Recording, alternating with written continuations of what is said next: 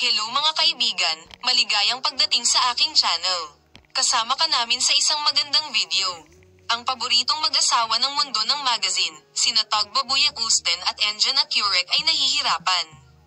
Ang balita na ang mga problema sa kalusugan ni Enjan Akurek, kung saan siya ay nagpapagamot sa loob ng ilang sandali, ay muling lumitaw na labis na ikinalungkot ng kanyang mga tagahanga.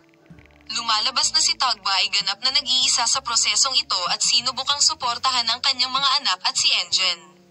Kaya, gaano kalubha ang kondisyon ng kalusugan ni Enjan at paano ito nakakaapekto sa relasyon ng mag-asawa?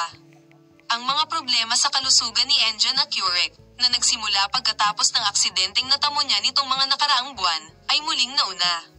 Sa kabila ng lahat ng pagsisikap ng kanyang mga doktor, nagsimula si Enjan ng isang bagong proseso ng paggamot nang hindi bumuti ang kanyang sakit. Sinabi ng isang source na malapit sa mag-asawa na bagamat tila bumuti ang pisikal na kondisyon ni Insi, ang proseso ng paggamot ay tumatagal ng mas matagal kaysa sa inaasahan at ang sitwasyong ito ay naubos ang parehong Enjan at Tagba. Nabatid na si Tagba ay nagpahinga mula sa kanyang abalang schedule upang suportahan si Enjan sa panahon ng kanyang proseso ng paggamot.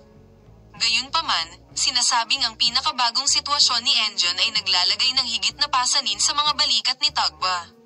Lalo na ang mga alegasyon na mas pinili ni Enjan na tuluyan ng magretiro at mapag-isa sa panahong ito ay nag-uumapaw sa relasyon ng mag-asawa. Sinasabing si Tuba Buyak-Usten ay nakaranas ng matinding kalungkutan habang sinusubukang ibigay ang parehong mga problema sa kalusugan ni Enjan at ang mga pangangailangan ng mga bata. Salamat sa panunood ng aking video Palem, makita ka sa mga bagong video.